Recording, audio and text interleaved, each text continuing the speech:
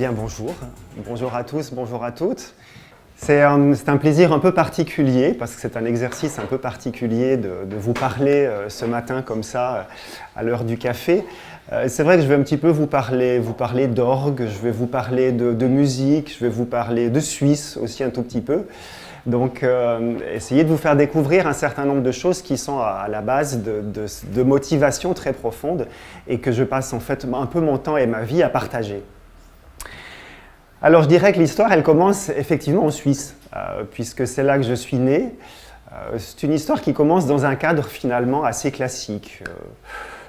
Mon père était militaire de carrière, famille catholique, pratiquante, qui allait à la messe, qui me met donc en contact régulier avec des lieux de culte, des églises, dans lesquels il y a des orgues. Bon, voilà, une sœur beaucoup plus grande que moi qui faisait du piano, qui était un peu une figure de référence, que j'aimais beaucoup, qui m'aimait beaucoup, un rapport très proche, donc la musique.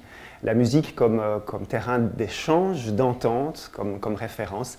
Ma sœur, mon premier professeur de piano, c'est déjà un privilège particulier.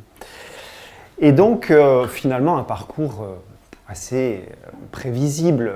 Je commence du piano, je me mets à l'orgue, parce qu'évidemment, les curés dans des petites villes aiment bien que les bonnes volontés accompagnent la messe. Et puis après, comme ça se passe bien, et quand on est enfant, on progresse quelquefois vite, le parcours est allé de façon assez linéaire. Avec le recul, pourquoi l'orgue finalement? Là, je viens de donner une explication extérieure, une famille, un contexte familial. Mais lorsque on fait de la musique et qu'on se destine à en faire toute sa vie, avec le recul, quand on est adulte, on peut se demander pourquoi tel instrument et pourquoi tel autre. Et c'est vrai que finalement, l'orgue reste un peu un instrument particulier. Là, je développe cette réflexion par rapport à mes débuts parce que je n'ai pas, comme d'autres musiciens, eu une sorte de choc, un moment clé dont je me rappellerai et qui dit voilà, j'ai découvert l'orgue un lundi matin et ça a changé ma vie. En fait, il ne s'est rien passé du tout de ce genre-là. Ça s'est fait comme ça. J'ai aucun souvenir particulier. Mais par contre, l'orgue reste associé dans mon vécu à quelque chose de multiple et de multisensoriel. Parce qu'effectivement, c'est un instrument de musique. Qui dit musique dit son, donc c'est un univers de son. Je dirais même c'est un bain sonore, parce que c'est un instrument qui, par sa taille, et qui surtout par le lieu dans lequel il est, c'est-à-dire l'église qui est très grand, c'est un instrument qui diffuse une quantité de son bien supérieure à une flûte à bec ou un violon, par exemple. Donc c'est clair que déjà ça, c'est un choix particulier. Alors je parlais du lieu et de la taille de l'instrument. C'est vrai qu'il y a deux choses qui caractérisent l'orgue. Sa démesure totale, son côté parfaitement mégalomaniaque, et le fait qu'en plus de ça, on est caché pour faire tant de bruit. Ça, c'est un avantage considérable. C'est un avantage considérable, mais on ne s'en rend pas compte, parce qu'au final, on passe des années à travailler dissimulé. Et puis, un jour dans mon parcours, je décide de faire autre chose que de l'orgue, je me mets au clavecin, et puis, sans me poser de questions, j'essaie de m'approprier ce nouvel instrument. Et arrive le moment où je joue au clavecin en public. Donc en gros, je me retrouve là. Et alors là, panique totale. Parce qu'on est à nu, un peu comme moi aujourd'hui devant vous. Il n'y a plus la tribune de l'orgue pour vous cacher. Il n'y a plus l'obscurité de l'église pour, entre guillemets, permettre une certaine forme de confort. Et donc c'est intéressant. Pourquoi choisir l'orgue au début? Peut-être parce qu'il y a un besoin d'expression de quelque chose qui a envie d'être très grand, mais avec quand même une prise de risque modérée, parce qu'au final, on est bien tranquille à la tribune.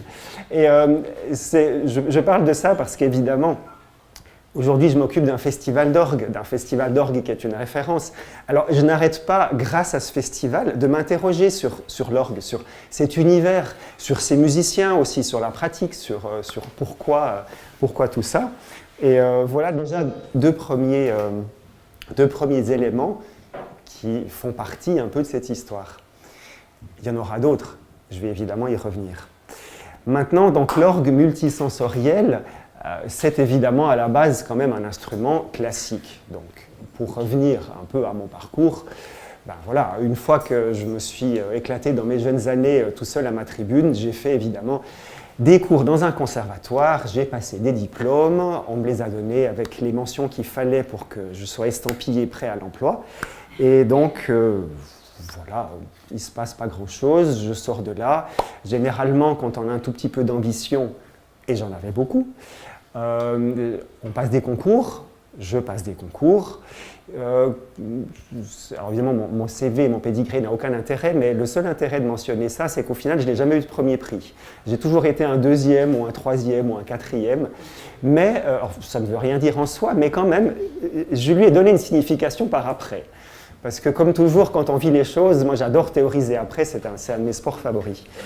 Et donc la théorie par après, c'est qu'il y avait déjà peut-être un regard un peu, une manière de faire de l'orgue qui était peut-être déjà un peu pas complètement conventionnelle, parce que lorsqu'on s'interroge sur un concours, et ça pour le coup, ça vaut pour largement plus que le domaine musical, celui qui remporte le premier prix, généralement fédère une majorité d'opinions positives, donc c'est quelqu'un qui a le plus grand dénominateur commun, et, enfin qui touche le plus de personnes, et à ce titre-là, quelquefois, ça peut exclure des personnes qui prennent des risques ou qui plaisent un peu ou pas du tout. Et voilà, donc dans ce parcours musical qui reste à ce stade, comme je le disais encore une fois, très classique, il y avait quand même ces concours qui ont été juste un épisode de la vie. Et finalement, comme le disait déjà un de mes professeurs, les concours pour un musicien, c'est surtout l'occasion de rencontrer d'autres musiciens, d'échanger, d'expérimenter, de voir d'autres manières de faire, et donc de sortir de ce qui est quand même une des caractéristiques qu'on peut regretter, c'est une forme de solitude du musicien classique liée à cette culture justement du soliste, de l'excellence, du travail acharné, qui ont leurs vertus, mais qui ont également un certain nombre peut-être de conséquences qu'on pourrait discuter. Alors, évidemment, si je remonte un peu chronologiquement le parcours, je vais toucher à d'autres moments clés dont j'espère justement qu'ils vont avoir un sens qui peut être intéressant. Le moment clé, c'est qu'avec beaucoup de chance, je me trouve catapulté en France, professeur dans un conservatoire supérieur, à un âge assez précoce finalement pour ce genre d'exercice. Donc ça a été quand même un peu un choc de changer de pays, de changer de culture, parce qu'en étant nommé à Lyon, professeur, j'abandonnais la Suisse, je la quittais, symboliquement, pratiquement. Je partais avec ma retraite, avec laquelle je me suis payé une voiture. Donc j'avais cotisé quelques années de retraite en Suisse et l'argent a servi tout simplement à me véhiculer au moment d'arriver là. Et donc véritablement, je coupais les ponts. Et même encore plus symboliquement, le départ de la Suisse a été matérialisé par un moment très important. Je me suis fait verbaliser pour avoir fait du vélo sur une zone piétonne et le policier m'a taxé de 5 €. Voilà, ça c'est la Suisse. Le respect des règles jusque dans le détail. Et donc je découvre finalement la France qui est devenue maintenant ma deuxième patrie. Dans très peu de temps, j'aurais vécu autant d'années dans un pays que dans l'autre. Donc je pourrais me dire objectivement biculturel, à la fois suisse et français, par le temps vécu dans les deux pays. Et arriver à Lyon comme professeur, ça a été évidemment une opportunité extraordinaire. Ça, j'avoue que merci la France pour cet accueil, parce que finalement, elle m'a donné l'occasion d'exercer mon métier à un niveau extrêmement enviable. J'enseigne à des futurs professionnels, donc c'est véritablement un privilège. Mais le poste allait avec une fonction administrative de coordonnateur. Donc je coordonnais toute l'activité de la musique ancienne, musique baroque, musique médiévale, une quinzaine, vingtaine de professeurs, une soixantaine d'étudiants. Et évidemment qu'on n'est pas formé à ce type d'activité. On n'est pas formé à la coordination. Il y a un peu de gestion humaine, il y a beaucoup d'humains. Découvrir l'administration française, qui était quand même, c'était une grande révélation. J'en ai beaucoup ri, j'en ai beaucoup appris. Donc je ne me permettrai pas d'en rire, mais j'ai dû rire quand même beaucoup pour supporter certains aspects. Donc j'ai énormément ouvert de choses, et je pense finalement que certains de mes collègues, par exemple, qui auraient dit « Ah mais jamais j'aurais accepté ce job, C'est quand même un peu un job de merde, hein, parce que en gros, la coordination, c'est en gros le sale boulot, c'est-à-dire vous collectez les infos, elles ne viennent jamais, vous devez rendre les infos, vous ne les avez jamais complètement. Donc ça a été finalement une fonction assez humble, mais humainement j'ai appris beaucoup. Et finalement, c'est vrai que je l'ai faite avec passion pendant 20 ans, j'ai arrêté il y a très peu. Je l'ai fait avec passion parce que quand même il y avait cette curiosité. Il y avait cette curiosité, ben voilà, je sais faire de la musique relativement bien, je sais même enseigner un certain nombre de disciplines pour lesquelles j'ai été choisi comme professeur, mais la vie ne s'arrête pas là, il y a tellement d'autres choses qui sont intéressantes à comprendre, d'en comprendre les rouages, et c'est vrai que l'aspect humain finalement de la gestion de ce département a été quelque chose de passionnant. Mais l'activité musicale ne s'arrêtait pas, Dieu merci. C'est-à-dire déjà une vie multiple, et c'est une chance très grande de pouvoir enseigner, de pouvoir jouer, et aujourd'hui encore à Toulouse, de pouvoir être en lien avec la diffusion. Et donc, en parallèle de l'activité pédagogique que j'ai toujours, alors je ne suis plus coordonnateur, je reste professeur, en parallèle de ça, l'activité musicale a suivi finalement des chemins à arborescence multiples et à finalement sans vraie détermination. Pourquoi est-ce qu'aujourd'hui, comme musicien, je joue plus de l'orgue que du clavecin? Je maîtrise pourtant les deux. C'est un peu le hasard. C'est un peu les engagements, les projets, les rencontres de musiciens. Mais je ne peux pas dire qu'il y a 20 ans, j'ai décidé que je jouerais plus d'orgue que de clavecin. Mais ce qui s'est passé quand même au fil de ces années, c'est que le mélange de mes activités, la musique baroque, l'enseignement de l'harmonie, les accords, le fait de faire de la musique baroque et de l'orgue, a fait une sorte de mix musical qui m'a porté finalement vers quelque chose qui est devenu un peu ma marque de fabrique aujourd'hui comme musicien, c'est le fait de transformer les pièces, on dit en langage technique transcrire, prendre par exemple une pièce écrite pour un effectif, on va dire une pièce d'orchestre, prenez par exemple une pièce de Mozart pour orchestre, et moi, ce que j'ai appris à faire au fil de ces années, c'est de transformer cette pièce-là en une pièce d'orgue. Alors, ça peut sembler extraordinaire, ça l'est pas tant que ça, c'est un savoir-faire. Il y a des gens qui savent faire des musiques de films, c'est un métier, transcrire, c'est une activité, ça s'apprend. Il n'y a pas de mystère profondément là-dedans, c'est un savoir-faire. Mais là aussi, c'est quelque chose qui m'a fasciné très vite, parce que j'y trouvais une chose qui me plaisait beaucoup, j'y trouvais la capacité à renouveler le répertoire de mon instrument. Redisons une évidence, la musique classique, c'est la musique de gens qui sont morts, pour la plupart. Les vivants étant relativement peu nombreux dans le tas. Et donc, la musique des gens morts, par définition, on la connaît, elle ne bouge plus. Donc, de génération en génération, on se transmet, ce qui est un patrimoine magnifique, mais limité. Donc, si à l'âge de 40 ans, on arrive au bout d'un moment à avoir fait quand même le tour des grandes pièces du répertoire d'orgue ou de clavecin ou de n'importe quel autre instrument classique, on a peut-être cette espèce de moment où on se dit, ben, what else? Quoi de neuf? Qu'est-ce qui peut encore susciter une curiosité? Et pour moi, la transcription, ça a été cette activité personnelle où je me fabriquais un peu mes pièces, parce que finalement, j'écrivais des choses, mais comme je n'ai pas le talent de la composition, je m'empare de pièces écrites, mais que simplement j'adapte et que je joue moi-même sous la forme que j'ai définie. Et puis, en ayant mis le doigt dans l'engrenage, ça m'a mené finalement bien plus loin que ce que j'aurais imaginé. Parce que j'ai commencé sagement. J'ai commencé par de la musique baroque. Donc j'ai fait tout un programme autour de Rameau, qui est un magnifique compositeur d'opéra, vraiment un génie de la mélodie. C'est vraiment un mélodiste incroyable. Et puis j'ai fait donc tout un programme de musique d'orgue de Rameau qu'avec, à l'origine, de la musique d'opéra. C'est assez rigolo, donc ça permettait de faire une sorte de musique d'opéra à l'orgue. Après, je me suis attaqué à la symphonie fantastique de Berlioz, que je joue tout seul à l'orgue. Alors ça, c'est un peu plus ambitieux sur un plan de la confrontation à une œuvre majeure du répertoire symphonique.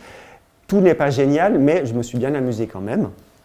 Et puis, au fil de ces années, la collaboration des musiciens m'a amené à toucher une personne qui est devenue maintenant mon ami et collaborateur régulier, c'est Henri-Charles Caget, qui est un percussionniste. Parce que dans le projet Rameau, j'avais eu l'intuition que certaines pièces avaient besoin d'un soutien rythmique. L'orgue, c'est un instrument pas du tout rythmique. Et donc, j'y ai mis de la percussion, et finalement, Richard est devenu une sorte de complice avec lequel on a avancé ensemble vers des choix musicaux. Et c'est là où, Rameau, on a fait du Scarlatti, on a fait d'autres choses. Un jour, je suis tombé sur la musique de Frank Zappa. Et là, évidemment, ça a été un moment symbolique parce que je sortais des frontières du classique. Et donc, je découvrais la musique de ce rocker américain poly-instrumentiste et musical. Et je me rendais compte que certaines pièces me touchaient beaucoup et je trouvais ça vraiment génial. Donc, coup de cœur, flash, je veux jouer ça. C'est le privilège quand on avance en âge. On peut fonctionner au coup de cœur et encore plus qu'avant. Et donc, en attaquant Frank Zappa, j'ai pris ce risque de me dire, est-ce que moi, qui n'ai appris qu'à jouer de la musique classique, je peux jouer de la musique d'un autre univers musical, avec d'autres codes. Et j'ai découvert que ce regard souvent des musiciens classiques qui sont la musique un petit peu de l'élite, si on veut être méchant, mais encore que c'est peut-être pas le meilleur mot, mais qui est quand même la musique savante et qui se dit donc probablement un peu au-dessus de certains autres genres musicaux, j'ai appris en essayant de jouer justement des musiques rock ou des musiques comme Zappa, qu'il y avait aussi tout à apprendre pour moi et que plein de choses qui semblaient évidentes ne l'étaient pas tant que ça. Et là aussi, de nouveau, curiosité, ça reste un mot qui... je pense qu'il me caractérise parce que je me suis lancé à l'eau. J'ai évidemment fait tout un programme autour de Frank Zappa, donc j'ai continué à faire de la transcription. Au lieu de transcrire de l'orchestre à l'orgue, eh bien, je transcrivais Zappa lui-même ayant transformé ses pièces de la chanson vers l'orchestre, vers toutes sortes d'effectifs instrumentaux. C'était très facile de faire l'étape suivante, prendre sa musique et la décliner pour orgue et percussion. Dans le détail, c'est pas si simple dans une église avec de la réverbération et tout ça, mais ça c'est le métier. Donc au final, aujourd'hui, Frank Zappa, on est allé un petit peu plus loin parce que la musique de Zappa malheureusement est protégée par des droits financiers très restrictifs. Donc on s'est dit on va continuer dans la même veine et donc cette année au Festival Toulouse les Orgues, création d'un programme rock progressif avec du King Crimson, Emerson, Lake and Palmer et Pink Floyd, qui est peut-être le groupe le plus connu de tous. Alors évidemment que après ça semble évident, donc la guitare électrique s'est rajoutée à ça, parce que ça aussi une rencontre en 2014, je raconte l'anecdote vite fait, 2014 nous donnons le programme Frank Zappa, orgue et percussion, et je découvre dans la programmation de l'Orchestre du Capitole, programme Frank Zappa, Orchestre du Capitole et Fred Morin à la guitare électrique. Je me dis, ça c'est quand même extraordinaire comme hasard. La même année, 2 festivals, 2 structures classiques, programme du Frank Zappa. Donc je m'adresse au Capitole, je leur demande l'adresse de Fred Morin, que je ne connaissais pas, et je l'invite comme guest le soir de notre concert, et en une petite répétition, on se débrouille pour jouer 3 pièces au Festival Toulouse les Orgues 2014. Et évidemment, ce qui n'était qu'une rencontre fortuite est devenu une collaboration. Donc ce jour-là, notre duo orgue et percussion est devenu un trio orgue, percussion et guitare électrique. Et donc maintenant, ça continue. Alors évidemment, je serais incapable de vous dire demain vers quoi on va aller. Parce que ce qui est très drôle, c'est qu'au fil de ce projet Frank Zappa, que nous avons joué dans différents endroits, en Hollande, en Suisse, en France, en Norvège, les programmateurs, souvent, ou certaines personnes du public, ont eu des réactions assez inattendues. En Hollande, on nous a dit ah oui, c'est bien, mais bon, Frank Zappa, il est déjà mort. C'est un musicien du passé, quelque part. C'est un musicien de cinquantenaire. Quand je regarde du haut de la tribune dans la salle, le soir du concert, il y a toujours 3 rockers comme ça, mais avec des cheveux blancs. Donc, c'est pas la musique des jeunes. Moi, mes mômes, ils n'écoutent pas Frank Zappa. Enfin, si, par force, mais pas par choix. Et donc, s'il y avait une logique dans mon histoire, mais en fait, je ne suis pas sûr qu'il y en ait. s'il y avait une logique, je devrais remonter le temps. Vous voyez, je fais de la musique baroque, de la musique symphonique, de la musique rock, donc je devrais finir par faire de la musique électro. C'est pas sûr que j'arrive jusque-là. Et qui sait? Parce que finalement, le privilège de pouvoir vous parler ce matin de tout ça, c'est que je me sens assez libre, à la fois de vous parler, ce qui est déjà très intimidant, mais me sens aussi libre justement de faire un peu de la musique au coup de cœur. Et puis finalement, le coup de cœur, ce n'est pas seulement quelque chose simplement d'affectif, mais c'est probablement d'être aussi, je dirais, en adéquation avec ce qu'on peut faire de bien. C'est-à-dire, si aujourd'hui je fais de cette musique-là en particulier, je pense que c'est parce que c'est vraiment quelque chose qui me convient. Je pourrais faire de la musique médiévale. Je pense que je le ferais moins bien. Mais ça, c'est ce que j'essaie un peu de transmettre. Parce qu'évidemment, la chose importante, c'est que voir qu'une nouvelle génération de musiciens arrive derrière moi et qu'ils arrivent dans un contexte qui n'est pas simple, parce qu'objectivement, le marché est beaucoup plus dur, le contexte économique est beaucoup plus dur, la concurrence est très très importante dans le domaine culturel, mais comme dans tous les métiers. Et donc, comment les rassurer pour qu'ils aient le courage de se lancer dans ce métier? Et alors, ils me demandent évidemment des trucs. Ils me disent qu'est-ce qu'il faut faire pour avoir des concerts, qu'est-ce qu'il faut faire pour sortir du lot et tout ça. Et j'ai qu'une réponse que j'estime sincère, c'est de leur dire essayez de faire bien votre job, mais ça vaut pour un plombier, mais essayez d'être en adéquation avec qui vous êtes. Et ça met un certain temps pour que chacun se découvre vraiment. Et on se découvre juste avec le temps. Il n'y a pas la peine d'aller suivre un gourou pour ça, à mon avis. Mais ça veut dire qu'un musicien qui va essayer de creuser au fond ce qu'il aime et ce qu'il a envie de transmettre et de partager, parce que c'est un métier du partage et c'est un métier de la générosité, s'il arrive à creuser au fond de lui, je pense qu'il arrivera à être sincère et il arrivera à être convaincant, ce qui me semble la seule manière de faire un métier artistique de façon honnête. Parce que tout le reste, et il y a aussi des approches plus marketing où finalement on se dit voilà, je vais faire ça parce que ça va marcher. Je pense qu'à terme, ça marchera moins, sachant que nous vivons une époque très court-termiste, les choses vont trop vite et les choses passent trop vite. Et donc je me dis, la vertu fondamentale de quelqu'un qui fait du classique, donc qui travaille sur une temporalité beaucoup plus grande, c'est justement de transmettre aujourd'hui quand même des vertus, une méthode de travail, une approche et quelques valeurs qui sont des valeurs beaucoup plus pérennes. Et justement, j'ai envie de dire à ces jeunes, ne vous laissez pas influencer par des modes, par des besoins, par une pression économique et tout ça. Ayez une certaine confiance en vous. Il faut une certaine foi, plus que jamais.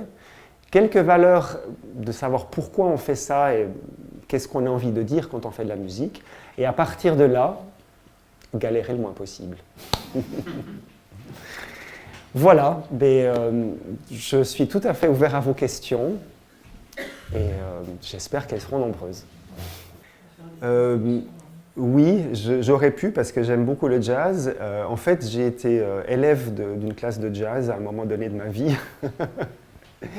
J'ai pris des cours de piano quand j'habitais Chalon-sur-Saône. Alors ça faisait beaucoup rire la structure qu'un professeur de conservatoire supérieur soit élève dans la classe de jazz au niveau élémentaire 1. Et donc j'ai appris à faire des ternaires. Et j'ai joué comme ça des notes qui faisaient toum, toum, toum, toum. Puis le professeur m'a dit « Ouais, pour un début, c'est pas mal. Bon, il te faudra environ une année pour y arriver. » Mais et je suis devenu très modeste parce qu'évidemment, le jazz, c'est toute une culture. Alors, c'est la même chose pour le rock, c'est toute une culture. C'est pour ça qu'il y a un peu de culot de ma part de se lancer là-dedans. Je vais répondre à la question en disant qu'il n'y a pas eu d'opportunité musicale, de concert ou de rencontre qui m'ait fait faire du jazz avec quelqu'un. Ça aurait pu peut-être, mais ça ne s'est pas présenté comme ça. En réalité, il y a différents processus dans cette activité-là. C'est à la fois d'abord choisir une œuvre qui nous plaît. Donc déjà, là, je reviens à cette notion de coup de cœur. Je ne transcris pas n'importe quoi, je transcris que des choses que j'aimerais jouer et des pièces que j'adore. Ensuite, j'utilise l'image technologique. Si je transcris une pièce pour orchestre, ça veut dire que je vais jouer avec mes 10 petits doigts les notes qui ont été composées pour 40 musiciens. Donc techniquement, je fais une réduction, c'est-à-dire que je compresse un signal complexe en un signal plus simple et beaucoup plus maîtrisable tout simplement par moi. Le problème, c'est que si c'est que de la compression, comme dans les images et comme dans le son, le résultat est tout simplement beaucoup plus mauvais. En principe, le son est juste moins bon quand on compresse du son. Donc j'utilise l'image de dire qu'après il faut enrichir le signal quelque part. Et ça veut dire qu'en fait, dans les transcriptions, dans certains cas, oui, effectivement, j'y mets ma main. Ça veut dire que dans Rameau, par exemple, je simplifie la musique d'orchestre, mais comme ce sont souvent des pièces très courtes, je fabrique des variations pour les développer. Et je les orchestre à nouveau à l'orgue. Donc là, il y a une petite part créative, c'est vrai. Et alors, je ne le dis pas parce que je trouve que ça n'a pas tellement d'intérêt, mais c'est vrai que les pièces de Rameau que je joue, la plupart des variations, c'est moi qui les ai composées. Mais je ne les ai pas vraiment composées, je les ai juste écrites dans le style de Rameau. C'est une forme d'exercice d'écriture. Mais ça ressemble à du Rameau, c'est plus vrai que nature, personne ne voit que c'est moi qui suis passé derrière. J'espère. Oui, alors ça, la réponse est très simple. Le programme d'un festival, c'est une œuvre, c'est une chose, ça se matérialise devant moi. Alors, je le matérialise souvent par une feuille A3, comme ça, avec des post-it collés dessus. Ça, c'est la méthode Bouvard, mon prédécesseur. Et donc, en fait, c'est une chose temporelle, un festival. Donc il y a un début, une fin, il y a une évolution. Donc il faut maîtriser ça. C'est comme un programme de concert. Vous racontez une histoire, il faut qu'il y ait une intro, il faut qu'il y ait une finale, il faut qu'il y ait des points forts, il faut qu'il y ait des points un peu de repos. Et donc en fait, fabriquer une programmation de festival, pour moi, c'est gérer tout ça. C'est gérer la variété des programmes, la variété des artistes. Il faut qu'il y ait des femmes également, parce que sinon mon équipe, elle m'incendie en me traitant de misogyne. Il faut qu'il y ait des concerts avec orchestre, il faut qu'il y ait des concerts de solistes, il faut qu'il y ait des moments de pause, il faut qu'il y ait ceci, il faut qu'il y ait cela. Et toutes ces contraintes, avec ça, on joue et on fabrique, je fabrique chaque année un programme aussi bon que possible. Et puis j'aime beaucoup les thématiques. C'est vrai que mes projets musicaux tournent souvent autour d'un compositeur, d'une idée, d'un style ou quelque chose comme ça. Et donc je me donne comme contrainte, parce que comme disait ma psy, la contrainte libère, la thématique de chaque année, ça permet de se donner un cadre. Et donc, si aujourd'hui je dis, en 2016, le Festival Toulouse-les Orgues, c'est le dialogue des cultures, ça me donne un certain nombre de variables avec lesquelles je peux jouer pour fabriquer justement le contenu du festival. J'aime beaucoup la thématique 2017, l'orgue rend-il fou? Parce que je trouve que c'est tout à fait une question pertinente. Alors, il faudrait couper l'enregistrement déjà. Il n'y a pas d'enregistrement.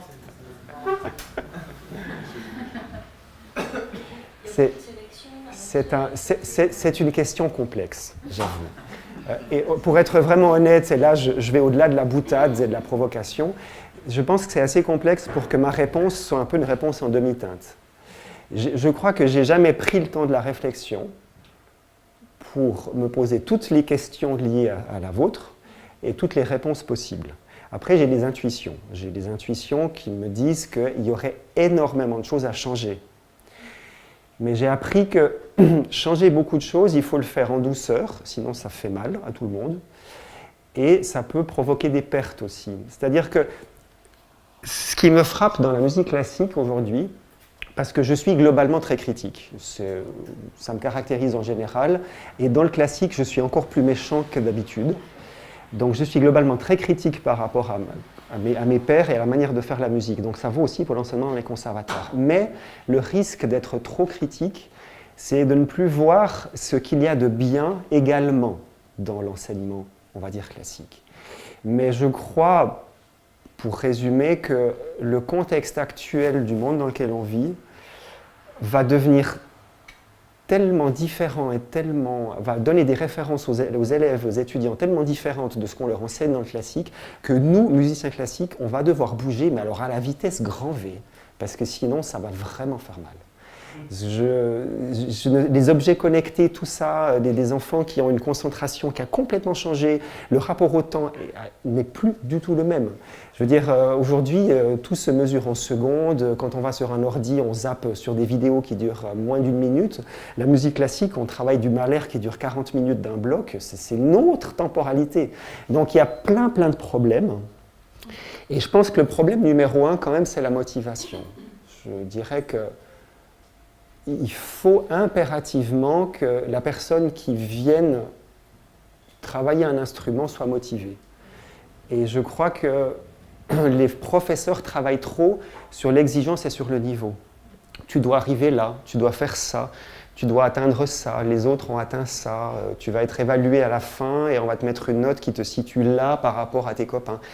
Tout ça, pour moi, c'est plutôt contre-productif. Donc je trouve qu'il faudrait plus partir vraiment sur la motivation, l'envie et le plaisir. Je ne suis pas particulièrement hédoniste, mais je pense qu'on peut dire aujourd'hui, même sur un plan scientifique, que la motivation et le plaisir sont des moteurs bien plus puissants et efficaces que la sanction, l'évaluation, etc.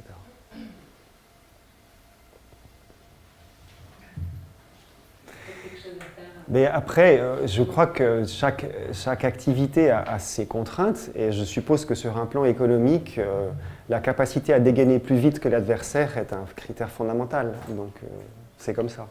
Moi, j'ai quand même cette chance, et je crois que c'est une chance, voire un privilège indécent. Je travaille salarié dans un conservatoire, donc dans une boîte qui conserve. Je travaille pour un festival classique qui est soutenu par les deniers publics. Merci les deniers publics. Ça nous donne quand même une forme de pérennité. Donc ça veut dire que, alors on est de moins en moins soutenu par les deniers publics parce qu'il y a moins en moins de deniers publics et je trouve que malheureusement c'est comme ça, on est obligé de faire avec. Mais c'est vrai que le monde qui s'accélère autour de nous, il faut qu'on arrive à un peu freiner quand même, parce que sinon on explose en plein vol. Il ne va plus rien rester de l'homme dans cette affaire-là. Parce que l'économie est un tel rouleau compresseur et le système capitaliste est, pour moi, tel que je le perçois, un tel rouleau compresseur, que c'est vrai qu'on va finir en miettes au petit déjeuner. Oui, alors ça c'est... Ça a été l'objet d'une table ronde au Festival Toulouse Les Orgues 2015. C'est un peu comment faire évoluer un instrument totalement patrimonial, un peu par essence, par rapport à un futur, entre guillemets. Disons que l'orgue à tuyau, bon, je redis des choses, peut-être vous savez tous, mais quand même, je les redis quand même en 2 mots.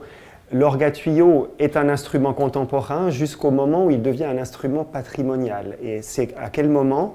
On peut dire entre les 2 guerres du XXe siècle, puisque là se développe l'orgue Hammond, qui va dans la culture du jazz devenir la déclinaison la plus à jour du mot orgue. Et aujourd'hui, si vous interrogez un passant dans la rue, c'est quoi un orgue? Ben, c'est un synthé. Il ne va jamais dire un orgue à tuyau. Enfin, si, marginalement, mais quand même, fondamentalement, un orgue aujourd'hui, c'est un instrument électrique ou électronique qui se joue sur scène dans des groupes de rock, électro, etc.